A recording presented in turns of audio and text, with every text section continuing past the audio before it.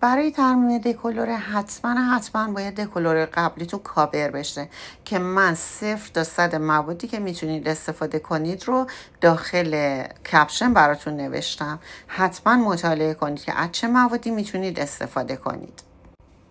من از اسپری کامازون استفاده میکنم. برای کار ترمیم باید موادتون سفت باشه. نباید وقتی کاسه رو سرازیر میکنین مواد شوره کنه بیاد پایین. باید به این غلظت باشه. بچه ها لایه ها باید خیلی نازک باشه. خیلی لایه ها رو نازک بگیرید. بعد موادتون که فوق العاده هم سفته از 1 میل به ریشه بزنید تا مرز دکلورتون. از پایین به سمت بالا فیت کنید که دیگه روی دکلورهای قبلی نیاد. اینجوری میتونید یه ترمیم خیلی تمیز انجام بدید. من یه لایه دیگه میزنم. ببینید وقتی مواد سفت باشه، ببینید لایه رو چقدر نازک میگیرم. وقتی مواد سفت باشه شما دیگه وقتی مواد گرم میشه پف میکنه نمیاد روی دکلورهای دیگه و آسیب به وجود بیاره. ببینید به این شکل.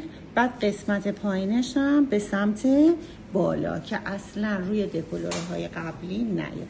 یه دونه اینجوری حوله هم باید کنارتون باشه که اگر دکلورهای قبلی مقدار کثیف شدن سریع تمیز کنید. به همین راحتی میتونید ترمیم انجام بدید. ببینید اصلا دکلورهای قبلی رو آلوده نمی کنید موقع مواد زدن.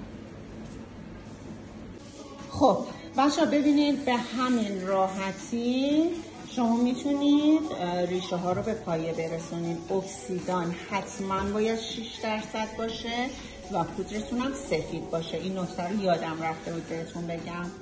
خب وقتی که ریشه ها ببینید ریشه ها کاملا روشن شد میاید پودر سفید اکسیدان 6% و ماسک مو رو به صورت شل درست میکنید و دکلورهای قبلی رو حالت شامپو شیمیایی میکنید که اون تیرگی رنگساژ قبلی و اون چرکی که روی مو هست از بین بره و کل دکلورمون یک دست بشه و آماده بشه برای رنگساژ. بچه شامپو شیمیایی چشمیه. این که من بهت بگم 10 دقیقه 1 رو 20 دقیقه نیست. شما تو همون دستتون که ماساژ میدین به محض اینکه دیدین تمیز شد و دکلوری خودش اومد بیرون دیگه شامپو شیمیایی کافیه.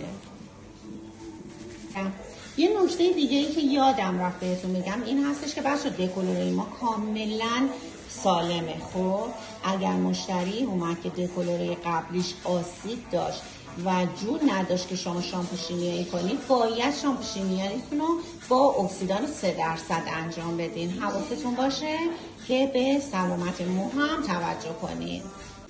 ببینید بچه ها شامپو شیمیایی به همین سرعت رنگ مو رو باز میکنه. همینجور که داریم ماساژ میدیم رنگ مو باز میشه. این کار رو تا زمانی که اینجوری کامل تمیز میشه مو ادامه میدیم و میریم میشوریم. شاید بگین چرا شستشوی مو رو میگیرین؟ بچه نکته مهم توی تمام دکلوره یا ترمیم هیچ فرقی نمیکنه. این هستش که وقتی موی مشتریتون رو میشورید با آب خالی نشورید. حتما یک دست شامپو بزنید که مواد و دکلوره های اضافی از مو خارج بشه. یکی از علت هایی که رنگساژ هاتون یک دست نمیشه همینه که مو کامل تمیز شسته نمیشه. این هم نسل ترمیم که دیگه میریم برای رنگساژش بدون آسیب سالم و کاملا یک دست. این هم نتیجه کار یک ترمیم عالی بدون آسیب. ما فقط ترمیم رو میخواستیم بهتون درس بدیم ولی رنگساژش انقدر خوشگل و جذاب شده که دوست دارم اینم یاد بگیرید. بچه این آموزش رو سیو کنید که همیشه داشته باشید. لایک یادتون نره، برای دوستاتون ارسال کنید و اگر رنگساژش رو دوست داری که یاد بگیری کلمه رنگساژ رو برام کامنت کن تا برات بفرستم دایرکت.